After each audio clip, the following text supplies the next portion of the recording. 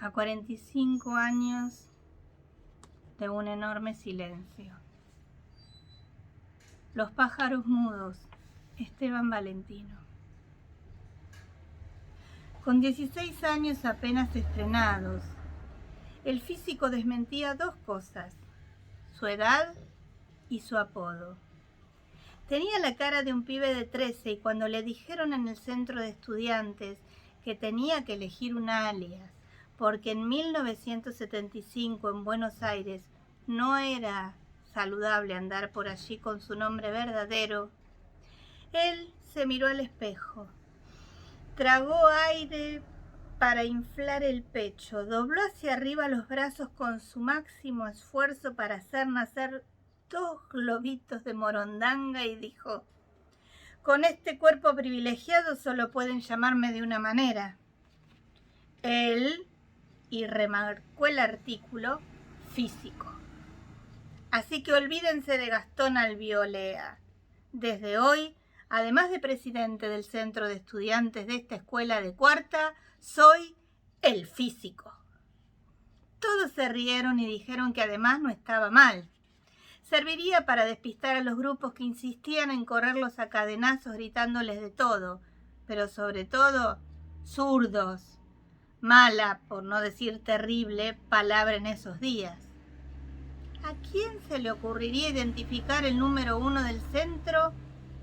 El desde entonces temible físico, con ese alfeñique que no llegaba a los 60 kilos y que encima usaba anteojos, porque si no, no reconocía a su madre a 2 metros. Todos se rieron y dijeron que además no estaba mal. Todos, hasta Lucía Nievas, que aprovechó para pensar que si se le sacaban los anteojos y se le desordenaba un poco el pelo, el físico podía ser bastante pasable. El año pasó rápido. Cuarto se pasa siempre rápido. Tal vez eso de ser la víspera del último de secundaria le dé un aire de listo, se acabó, ya terminamos. ¿Quién sabe? Pero pasa rápido. Cuando uno se quiere acordar, ya empezó noviembre. ¿Y quién dice noviembre? Dice verano. Las materias no fueron un problema para el físico. 2 exámenes que fueron aprobadas en diciembre. Matemáticas y literatura española. Nada serio. Lucía, ni eso. Su pequeño cuerpo de 155 centímetros deliciosamente distribuidos en un exterior de bailarina de cajita de música albergaban el conocimiento desde siempre.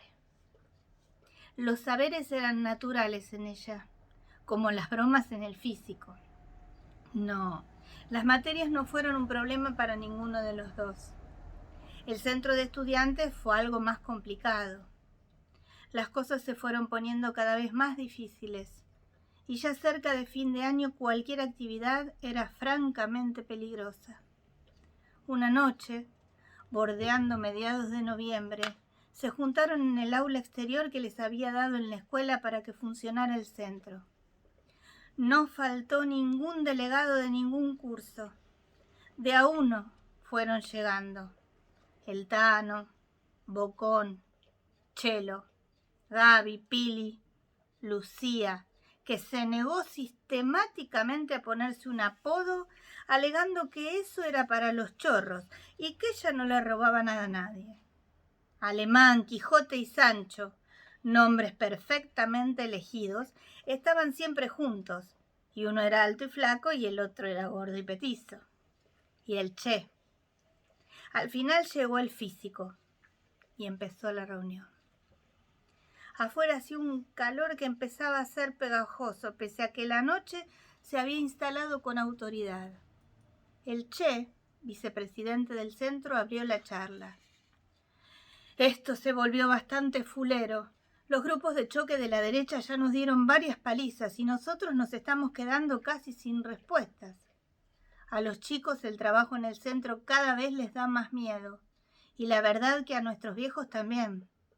Para venir aquí yo tuve que mentir en mi casa y decir que iba a una fiesta, en lo del alemán, que no tiene teléfono y no pueden averiguar si es verdad o no. Y encima no pudo seguir hablando. Las luces del aula hicieron un leve parpadeo y la claridad se fue para siempre. La mano de Lucía buscó la mano del físico en las tinieblas y allí él supo que sabía y que ella sabía que él sabía. Pero todo lo que pasó por su mente en ese instante iba a tener que esperar. Después se hablarían, después, si había tiempo. Cuando vieron a las 5 figuras en sombras que avanzaban por el patio y vieron las siluetas de los palos que cargaban, el físico no dudó y ordenó salir corriendo por la puerta que daba al campo de deportes. Primero las chicas, después los muchachos. El físico al final. Mientras corría para dejar atrás los palos y el miedo, él pensó que esa noche ya no la vería a Lucía y que entonces las palabras que había imaginado cuando se quedaron sin luz, iban a tener que esperar una mejor oportunidad para salir al aire. Pero se equivocaba. Cuando llegó a la calle de las vías la vio recortada contra la luz de la luna y se dijo que esperar un corno, esperar un pepino y que además hablar para que si lo que él menos quería en ese segundo, cuando llegó junto a ella y la miró largo a los ojos, lo que menos quería era hablar. Y así, sin decir agua va ni agua viene, le estampó un beso como para hacerle doler. Y ella, cuando pudo separarse y respirar un poco, hizo al fin lo que tantas veces había querido hacer. Le sacó los anteojos y le desordenó un poco el pelo. Y después pensó que tampoco quería hablar, que ya estaba todo evidente como esa luna enorme que los iluminaba, y que 2 pibes tan flaquitos y petizos como ellos bien podían edificar un amor que tuviera muy poco de flaquito y petizo, y quién sabe si tanto de pibe. Se sabe, la historia lo sabe, el año no empezó bien.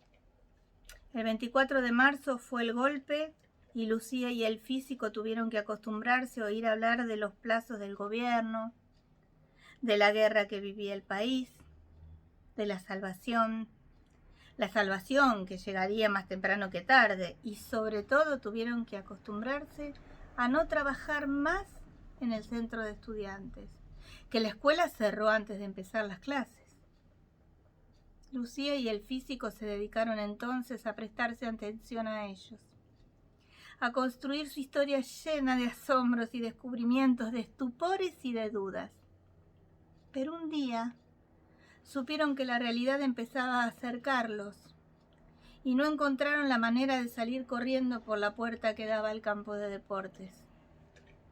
Sucede, la realidad suele ser más certera que 5 grandotes armados con palos. Pasó así. O sea, pasó que una tarde el Che no llegó a gimnasia. Te digo que lo conozco bien, Lucía, decía Gastón. Ya ha recuperado su viejo nombre. Y él no se perdería jamás una clase de gimnasia si el profe había prometido un partido. Hoy a la mañana andaba bien, así que enfermo no está. No sé, amor, tengo miedo. Bueno, no nos apuremos, que puede estar en cualquier lado. Vos sabés cómo es.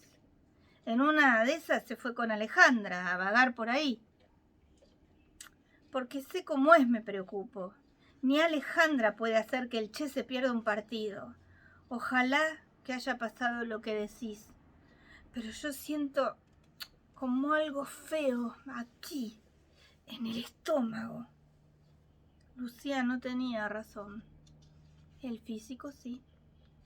2 días después, el Che seguía sin aparecer y ellos empezaban a vivir otra vida, aunque todavía no la sabían. La clase de gimnasia que se había perdido el Che había sido un lunes, el primer lunes de un abril todavía cálido, todavía más fin de verano que comienzo de otoño. El jueves, Lucía y Gastón caminaban tomados de la mano por una calle cercana a la escuela. La hora de la siesta, los camiones llenos de soldados que pasaban a cada rato y el temor habían dejado la tarde casi sin habitantes. La primera en darse cuenta de que algo no andaba bien fue Lucía. Miró para arriba y no vio ningún pájaro cantando sobre los árboles, ninguna paloma volando cerca de los tejados. Gastón, se callaron los pájaros. Pero estás vos, amor, que sos más hermosa que todas las aves del mundo, que las gaviotas de todos los océanos, que los papagayos más coloridos de todas las selvas, que las mariposas. Tonto, le gritó ella, riéndose mientras le tiraba un carterazo suave a la cabeza. Pero esta vez Lucía tenía razón. Lucía y los pájaros. Porque así, jugando a golpearse, a olvidarse del mundo de afuera, a descansar por un segundo del dolor que sentían por la ausencia del Che, no se dieron cuenta del auto grande, blanco, estacionado en la vereda de enfrente, con 3 hombres adentro, y que arrancó despacito, sin hacer ruido, en cuanto ellos pasaron. La luz se reducía a una lamparita mortecina colgando lejana de un techo negro de hollín. Cuando el físico pudo abrir los ojos, notó que le dolía todo el cuerpo y que tenía una mancha de sangre seca justo encima de su ceja izquierda. Se sentó en el pedazo de suelo que le habían reservado. Lleno de sobresalto, buscó a Lucía entre los bultos más cercanos que dormían acurrucados sobre sí mismos. Pero allí no había chicas. Recordó entonces que no podía asegurar que los hubieran llevado juntos. Eso lo tranquilizó. Tal vez lo habían traído solo a él. Una bota, parada delante de su línea de visión, lo volvió al galpón semioscuro. «Vos vení», dijo la bota. Él fue. Lo llevaron por un pasillo todo sucio que parecía interminable hasta algo parecido a una oficina, y allí, detrás de algo parecido a un escritorio, estaba alguien parecido a un jefe. Dijo que se llamaba simplemente el capitán y que así debería nombrarlo cada vez que se dirigiera a él. Pero no, lamento decepcionarte, pero no soy el jefe. Apenas soy el que te va a mandar a... Por eso, a mandar. Después vamos a ver a dónde te puedo mandar. Así que vos sos el famoso físico. Gracioso el nombre que te buscaste. Señor, empezó a decir Gastón. Capitán, lo corrigió el hombre. Bueno, capitán, yo no creo que sea famoso. Creo que están equivocados. No, pibito. Que algo te quede claro desde ahora. Nosotros no nos equivocamos nunca. Vos sos el físico, alias Gastón Albiolea, presidente del centro de estudiantes de una escuela que vos mismo definías como de cuarta y que hace unos meses sale con Lucía Nievas. Como ves, no estamos equivocados. Ahora anda. Volvé a tu pabellón que ya nos vamos a volver a ver.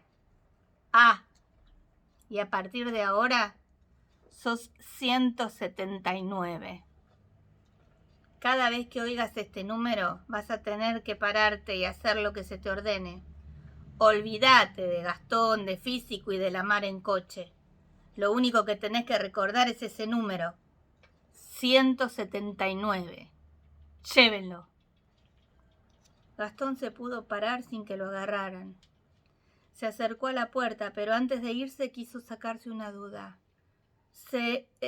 Capitán, ¿qué pasa, 179? ¿Lucía estaba conmigo? Sí, también está aquí, en otra parte. Recién pudo verla 2 semanas más tarde. Las excesivas demostraciones de afecto estaban prohibidas en aquel lugar, pero no les importó.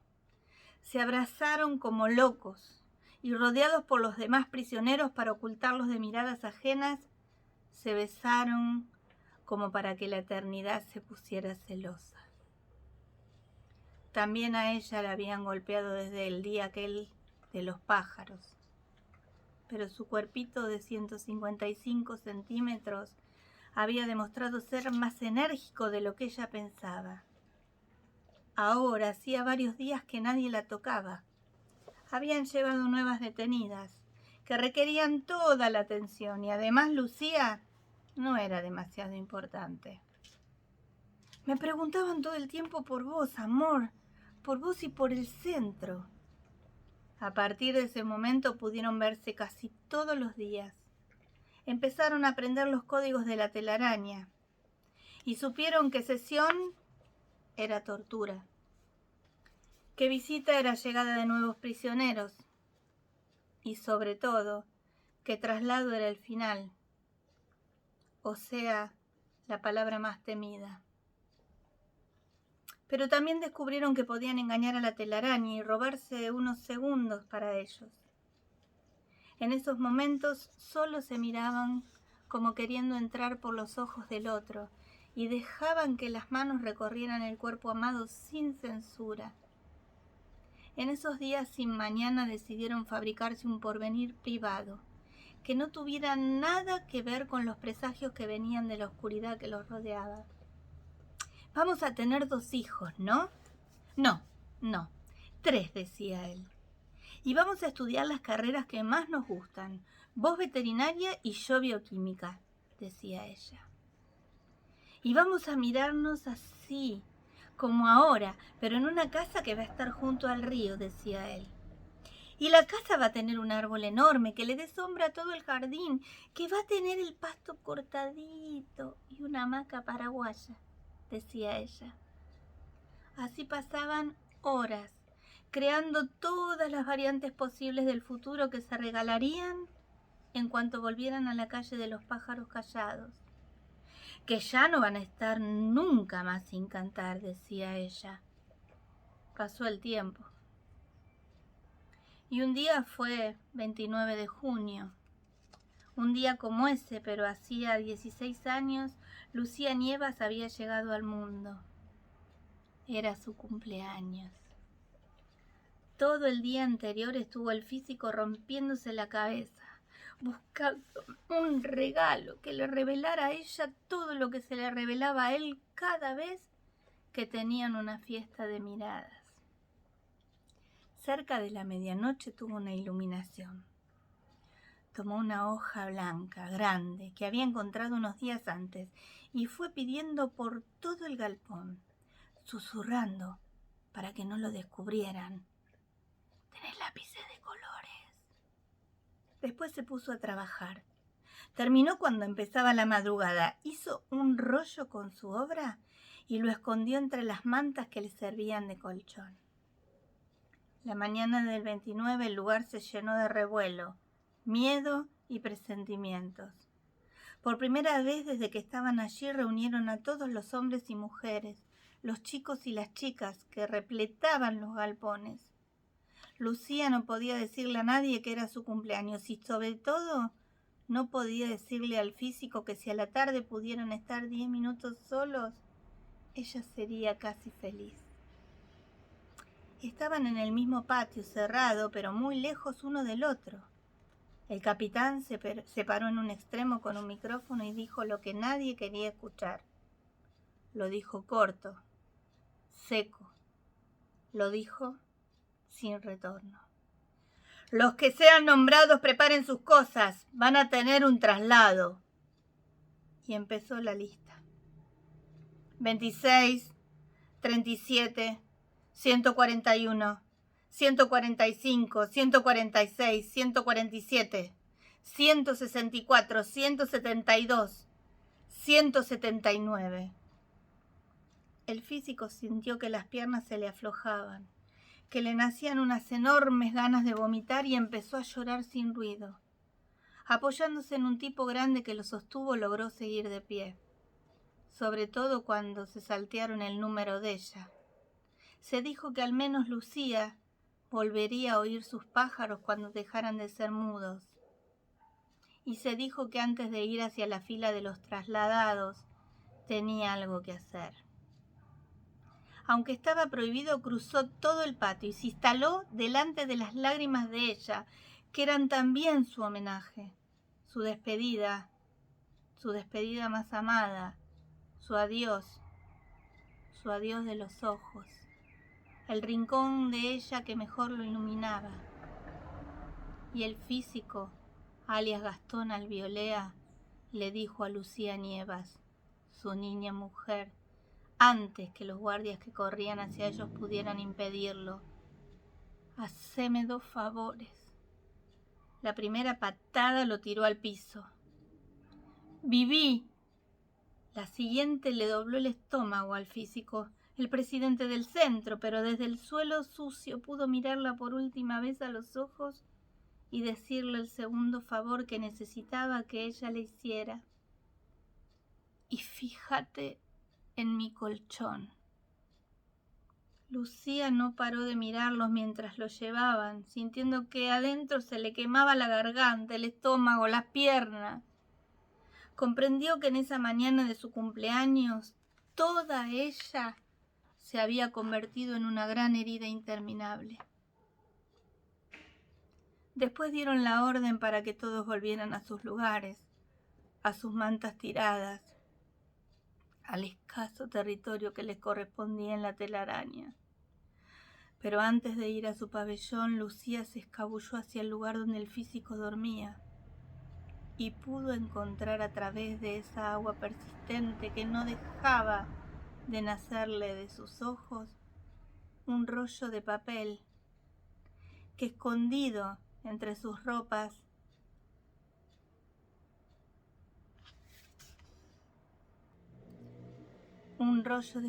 escondió entre sus ropas para irse hasta su pequeño espacio en el mundo. Esa noche, con sus pupilas más necesitadas de él que nunca, más exigentes de la mirada de Gastón, desenrolló la hoja blanca y grande que el físico había encontrado. Era una especie de cuadro con una dedicatoria. Arriba decía: para los ojos que ven por mí, feliz cumpleaños, el físico.